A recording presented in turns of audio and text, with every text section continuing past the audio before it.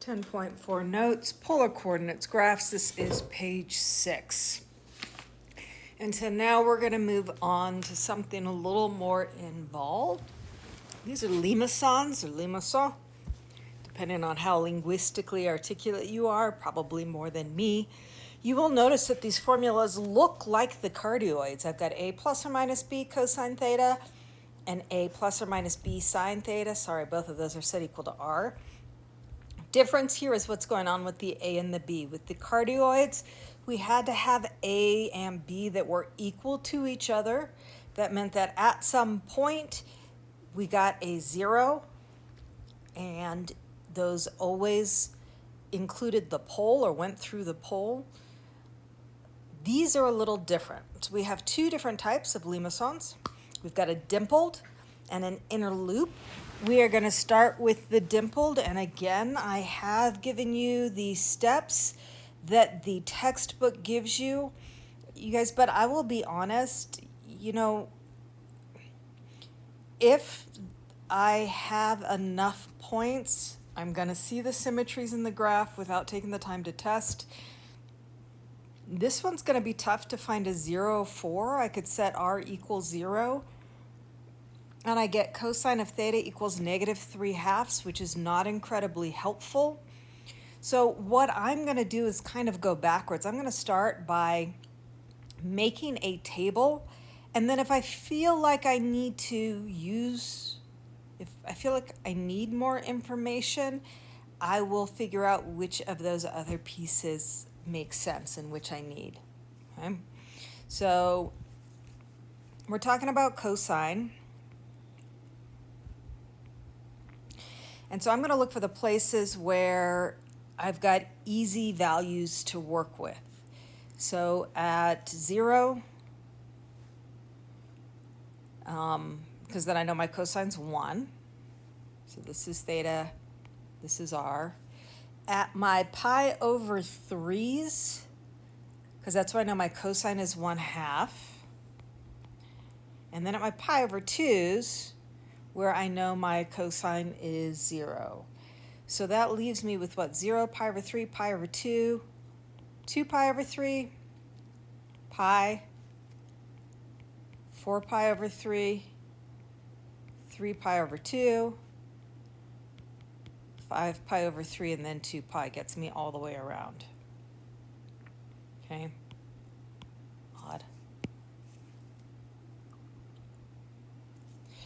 And I do like to keep track of the values because it's super easy for me to start cranking through these and then get things mixed up because of the symmetries and whatnot. So I will typically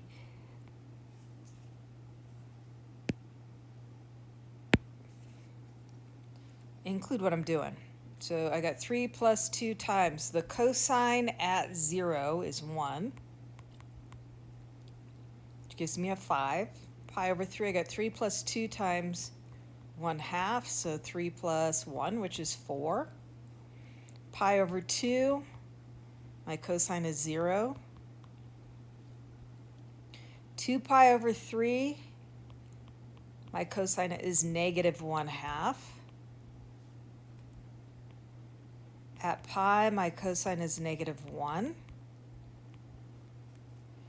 4 pi over 3, my cosine again is -1/2. 3 pi over 2, back to that 0 cosine. 5 pi over 3, I've got a +1/2 for my cosine. And at 2 pi, it's +1. Notice we don't have a 0 here anywhere. That would only happen where 2 cosine theta equals -3. So let's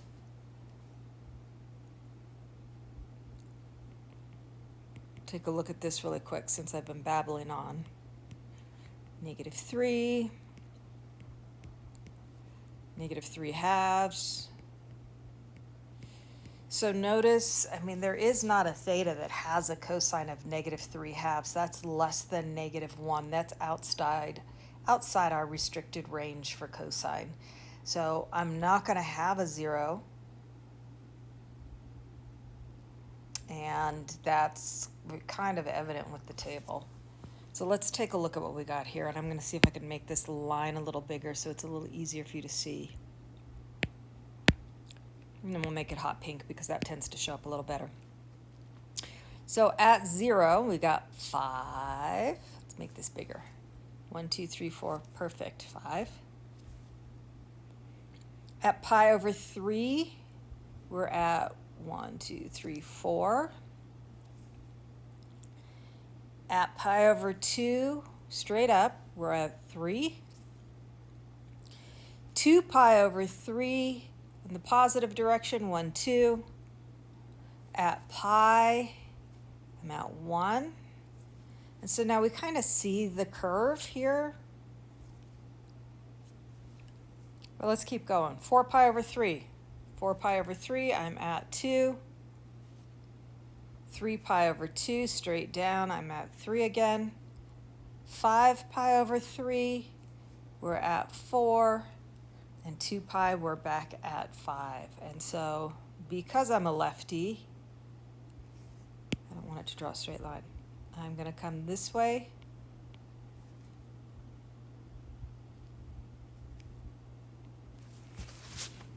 No, sorry. Tried to flip it upside down so that was a little easier for me to connect, but no. So we're following along the angle measures.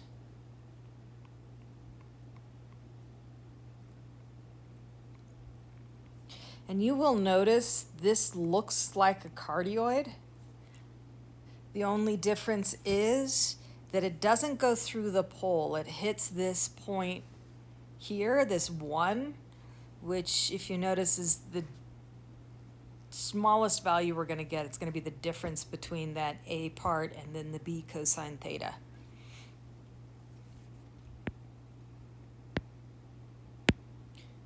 And let's shrink up our size here. So that is what's called a dimpled limacon.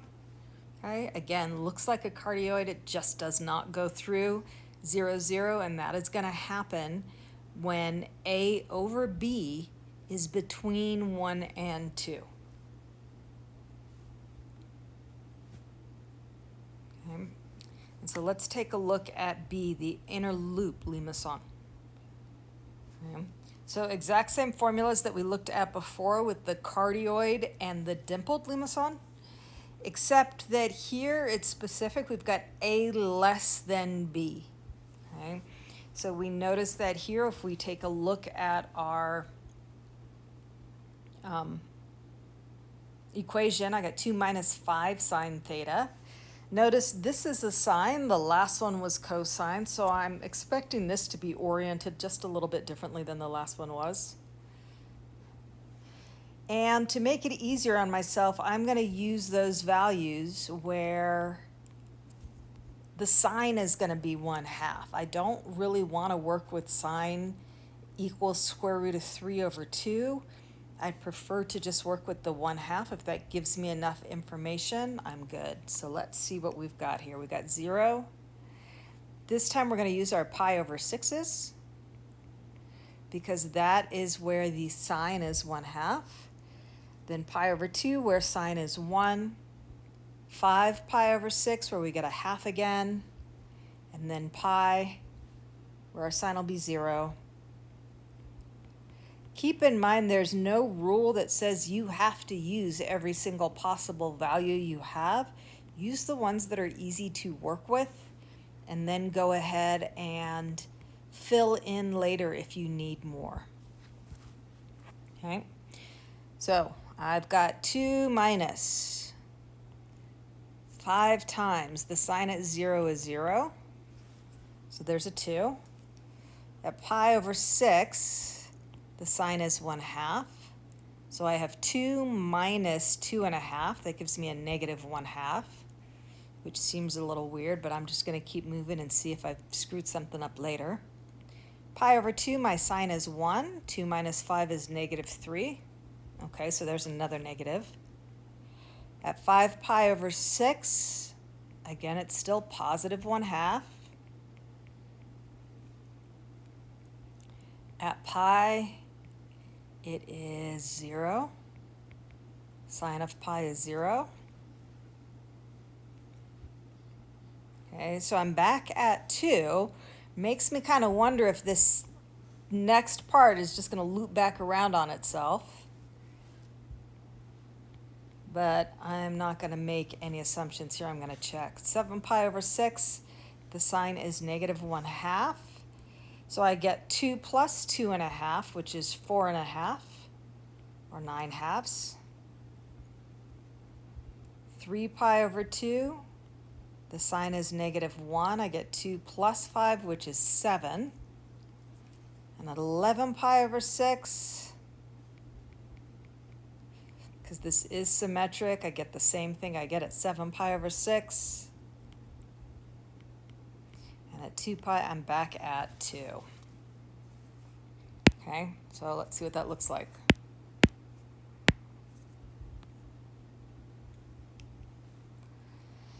At 0, I'm at 2, and you notice this graph's a little different. It goes actually out to, let's see, how far? 1, 2, 3, 4, 5, 6, 7. And this blue circle right here is at 5. So I've got 1, 2, 3, 4, 5, 6. So this will be big enough.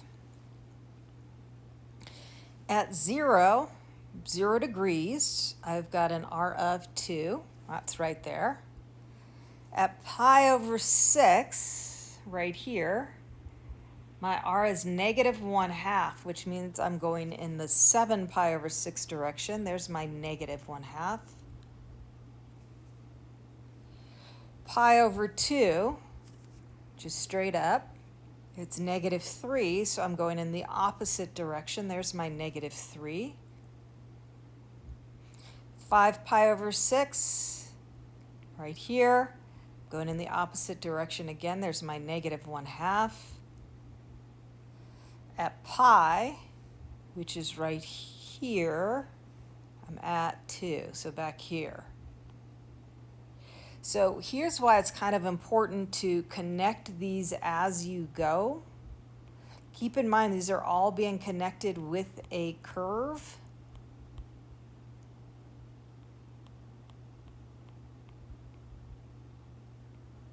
And so we're going to go ahead and connect this so I don't lose track of where I'm going. These should be symmetric across the Y.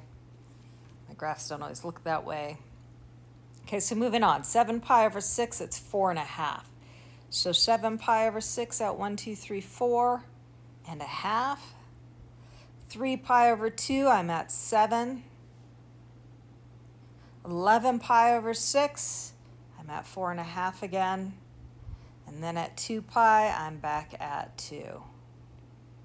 So I'm connecting in backwards order and going outside. So this limacon goes past the dimple, actually folds back on itself, if you want to think about it that way. Those negatives make that loop inside of the shape. That's why this is called an inner loop. This is going to happen whenever A is less than B. Okay, and if you take a look, we've got pictures downstairs, down at the bottom of this page, that kind of give you that orientation. Again, this first one, A plus B cosine theta, it's oriented in the positive cosine direction, that inner loop as well. A minus B cosine theta, oriented in that negative direction. Inner loop going in the negative direction as well. A plus B sine theta, this is up on the positive part of the grid. Again, that inner loop is going in that positive direction as well. And then the last one, R equals A minus B sine theta. Again, our graph is below, it's in the negative part of that